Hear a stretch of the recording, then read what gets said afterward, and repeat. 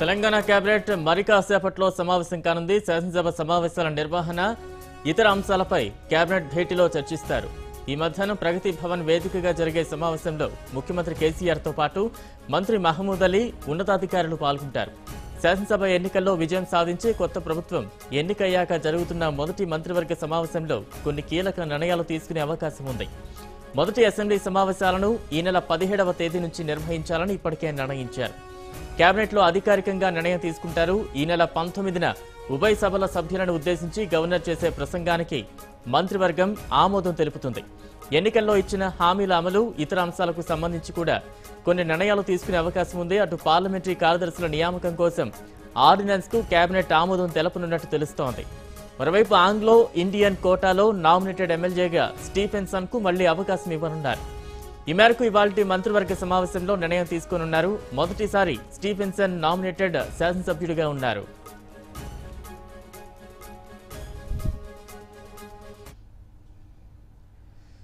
దీనిపై మరింత సమాచారాన్ని మా ప్రతినిధి మధు అందిస్తారు.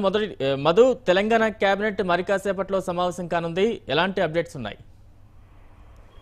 బలరాం, మరికొద్దిసేపట్లో తెలంగాణ రాష్ట్రానికి సంబంధించినటువంటి కేబినెట్ భేటీ కానుంది. కేబినెట్ భేటీలో ముఖ్యమంత్రి కేసీఆర్ తో పాటు హోమ్ మినిస్టర్ మహమ్మద్ అలీ భేటీ కానున్నారు. మొదటి కేబినెట్ భేటీ కానుండడంతో దీంట్లో ముఖ్యంగా అసెంబ్లీ ఏర్పాటు కోసం గవర్నర్ ను కలవడానికి ఒక లిస్ట్ తయారు చేసినటువంటి కలిసేటువంటి అవకాశం ఉంది.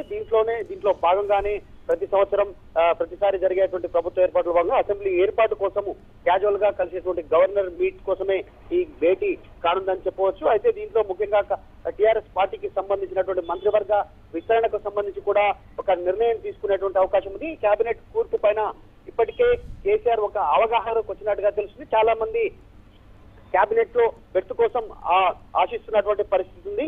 దీంతో పాటు 2014లో ఏదైతే టీఆర్ఎస్ పార్టీ అధికారంలో ఉండగా పార్లమెంటరీ కార్యదర్శుల పోస్టులను కొద్ది మందికి ఇవ్వడం జరిగింది. దాని న్యాయపరమైనటువంటి కొన్ని చిక్కులు ఉండడంతో కూడా వెనుకకు తగ్గినటువంటి పరిస్థితి, కోర్టు కూడా తీర్పు ఇవ్వడం జరిగింది. అయితే దీనికి సంబంధించినటువంటి కూడా ఈసారి పార్లమెంటరీ కార్యదర్శులకు సుమారు 15 మందిని ఎంపిక చేసినట్టుగా తెలుస్తుంది సీఎం కేసీఆర్. దీనిపైన కూడా ఒక నిర్ణయం తీసుకునేటువంటి అవకాశం ఉంది. ఏదైతే 17న అసెంబ్లీ ఏర్పాటు కోసం రాష్ట్ర గవర్నర్ ను కలవనున్నట్టుగా ప్రస్తుతం ఈ భేటీ తర్వాత కలవనున్నట్టుగా తెలుస్తుంది. వీటన్నిటితో పాటు ఆంగ్లో ఇండియన్ కి సంబంధించి కూడా ఒక శాసనసభ్యుని ఎన్నుకునేటువంటి పద్ధతి కూడా సంబంధించినటువంటి అసెంబ్లీలో దీంట్లో బాగా స్టీఫెన్సన్ పేరు ప్రస్తుతం ప్రధానంగా వినపడతా ఉంది.